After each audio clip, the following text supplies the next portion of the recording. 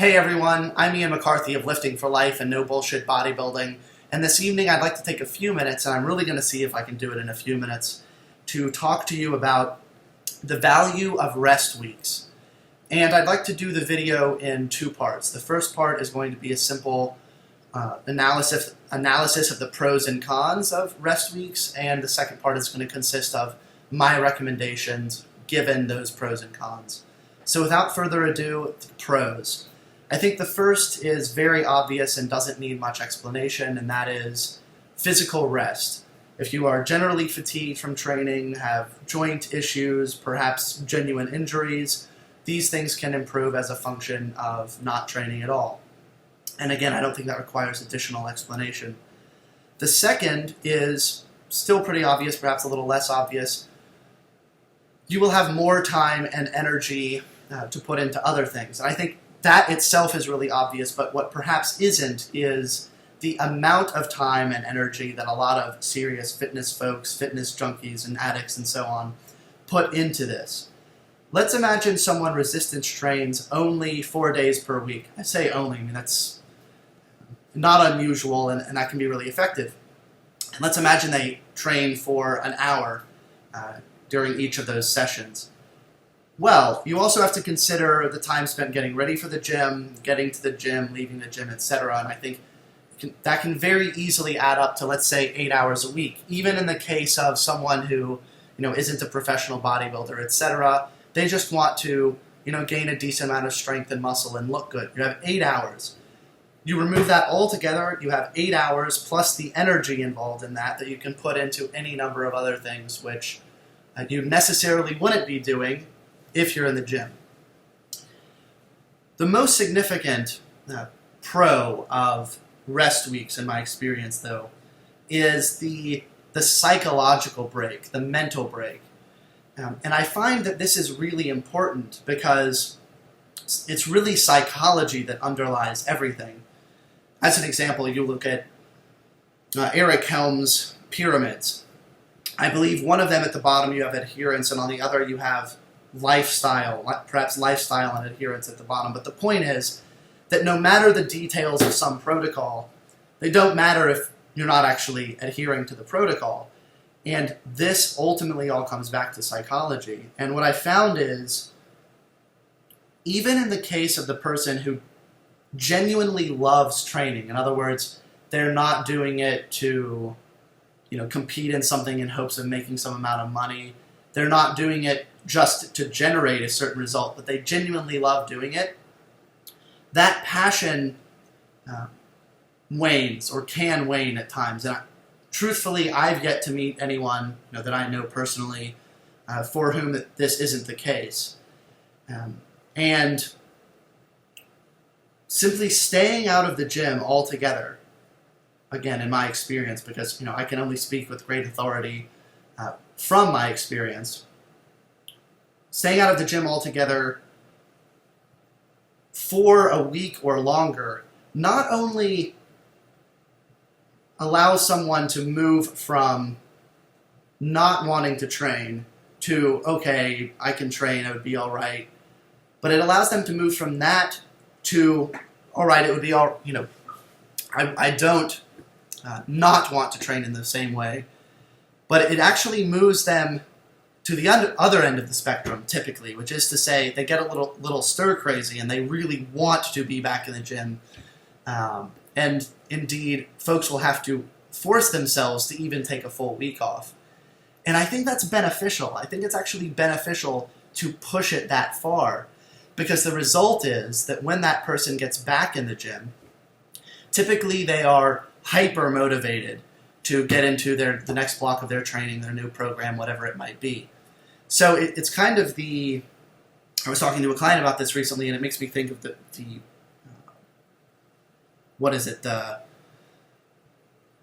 saying, the grass is always greener on the other side.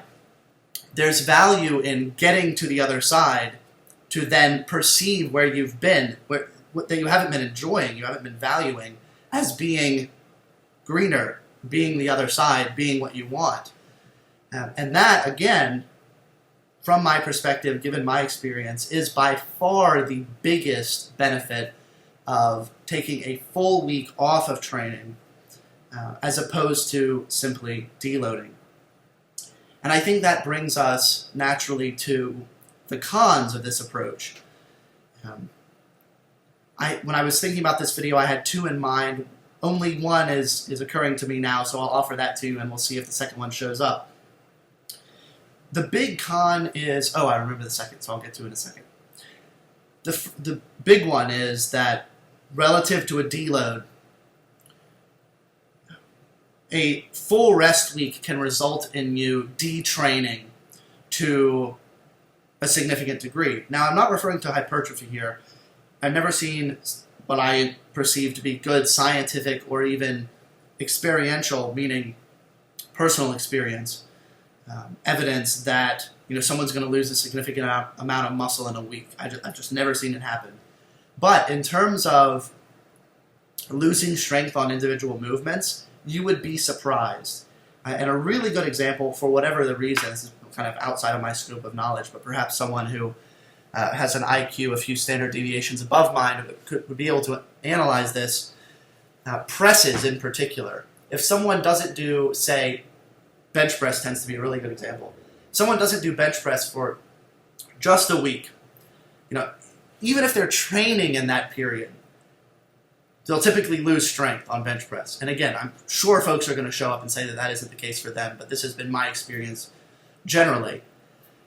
So if someone deloads, they can continue, say, doing bench press or whatever it might be throughout that deload, but they're going to do it with maybe lighter loads, fewer sets, etc. So they're able to recover, rest, etc., while remaining trained in the sense of used to the exercises that they're going to do. So if someone goes from the end of a block to a deload, I would rather call it an intro week, in fact. They go from the end of a block to an intro week. They can go straight from that to, training, I won't say at 100%, but usual training. Whereas if someone takes a full week off, realistically what they're going to have to do is take that week off, then do an intro week, so as to get back in the groove of training, get used to those movements again. And then, from there, they're going to be able to move back into their normal training. In other words, in a lot of cases, you're going to be doubling the amount of time between each genuinely productive block in which you're probably making progress. And someone could say, I imagine a response to this would be to say, well, it's not that significant. If this is a consistent thing, though, I could see that being significant over time, given a sufficient time scale. The second con that I forgot and then came back to me is that for some people, that mental break I mentioned really won't be a mental break. Indeed, it will cause anxiety. And, I had the thought in preparing for this video a little bit that this might be relevant to like exercise addicts as an example. And that gets kind of messy because I'm not sure I want to say, if you're addicted to exercise, you better just always do it no matter what, as opposed to perhaps addressing what's underlying that. And I'm referring to genuine addiction here, which does exist in this context. But you might have someone for whom it isn't a pathology, but they just really feel bad. And in truth, this isn't even just mental. This goes for the acute physical benefits of exercise, which have been really profound, certainly in my experience. And many of my clients have reported this to me as well. The hours after training where you feel really clear-headed and particularly energetic and so on, and obviously you're not going to get that if you're not training at all. So I think this highlights the fact that this, as with almost everything, is going to be subjective. I mean, this is so important. You could ignore more or less everything I've said up to this point. If you only remember this, remember that almost everything is subjective, often highly subjective. So this brings me to my recommendations. I would say most of the time a deload or an intro week is probably the way to go. So you have your normal training block in which you are intending to make progress, increasing stimulus, etc., gaining muscle, whatever your particular goal might be. And then you have a deload/intro week, and then you go into another block. I think that's appropriate for most people most of the time. But if you are really burnt out on training mentally, like psychologically, you really dread your workouts. And it's not just, oh, this workout's going to be tough, but I can get through it kind of thing. But I genuinely do not want to be in the gym. I do not want to be in the gym. And that's consistent. In other words, like every day after day for some period of time. I haven't thought about this enough to say, oh, well, if you feel like that for a week. But off the top of my head, let's say, I think a good guideline here would be if you feel like that and you change your program significantly so as to try to address that, and you still feel the same way, that would probably be the point at which to say, okay, there was a problem. I made significant revisions to try to address that problem, and you know what? They didn't work. At that point, I think it's reasonable to say, you know what? I need to abandon this, well, not abandon, but let's say pause this endeavor for the moment.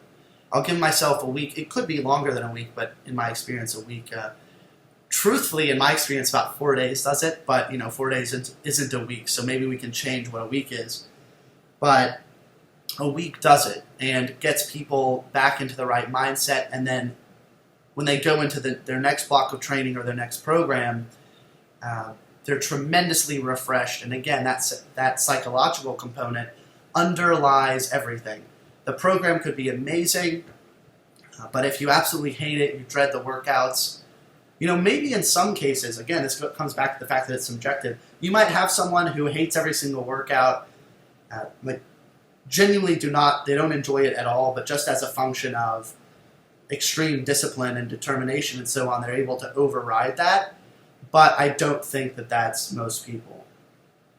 So I think that gives you a pretty good idea of what I think about this subject. So I will leave it there. Thank you guys for watching. If you enjoyed the video, found it amusing or anything like that, please do leave me a like. Share it with all of your friends, particularly your friends who aren't interested in fitness. Maybe you could just troll them. That's always fun. In addition, I have a bunch of new social media outlets. Snapchat is fascinating. People send me photos of their genitals and so on. That's very exciting. Hasn't happened yet, actually. I haven't been honored in that way. But in all seriousness, in the description box below, I'll have links to my Facebook, Instagram, Snapchat. Literally just a couple hours ago, I started a Twitter, even though Twitter is really saturated now and no one uses it. But hey, well, everyone uses it, so no one pays attention to it. But you can check me out over there. I'll probably, soon, I will likely do a Q&A on Twitter to try to get people over there. I answer a ton of questions on Snapchat. I'm likely going to make use of Facebook Live moving forward.